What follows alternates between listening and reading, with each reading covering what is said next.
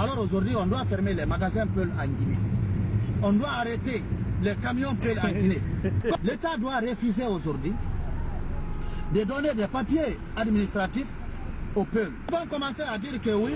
on est en train de refuser de donner des documents à la communauté Peul. On est en train de refuser de donner des passeports à la communauté Peul. Alors l'État va avoir raison sur la communauté Peul. Je crois que l'État aussi doit prendre aujourd'hui des dispositifs contre la communauté Peul. Et ça va pousser la communauté Peul à réagir. Ils vont prendre des dispositifs, ils vont prendre des décisions contre ces personnes-là qui sont en train de parler au nom de la communauté Peul. Là où nous sommes aujourd'hui, l'État doit même fermer tous les magasins Peul. Vous savez, quand vous allez dire certaines vérités, les gens vont dire que non, vous êtes contre les Peuls ou bien vous êtes un ethno. Si l'État interdit aujourd'hui toutes les activités des Peuls en Guinée, quand l'État va essayer aujourd'hui de fermer tous les magasins des Peuls en Guinée, je vous le jure, c'est les Peuls qui vont combattre aujourd'hui ces personnes malhonnêtes qui sont là en train d'arnaquer les autres Peuls, prétendre qu'ils sont les... Ah ouais, il y a élément de force vive. So mimi na mitawa kay force vive fuma ko parce que mimi wata yidirde hunde nafiki yagal kala ko mi yidata ko fi Allah mi yidirta mi labbinay kadi mi yidata feccere ko fo mi yiday few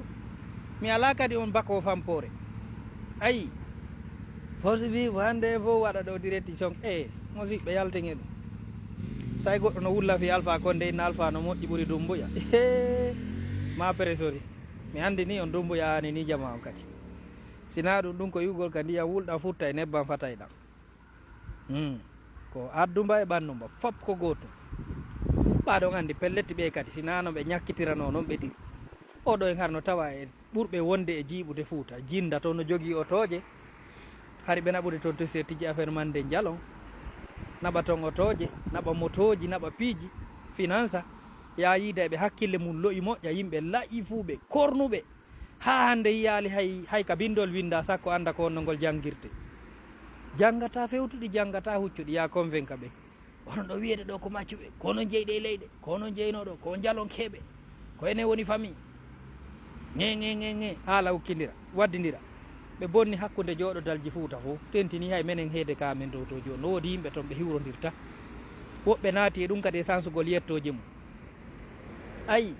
woɓɓe wiya kañum wiyetenoɓe Bama Diallo sansa naata e yettoje go enen ko men jalunke menen jeyɗo goɗɗo mo andanɗa hoore ma hay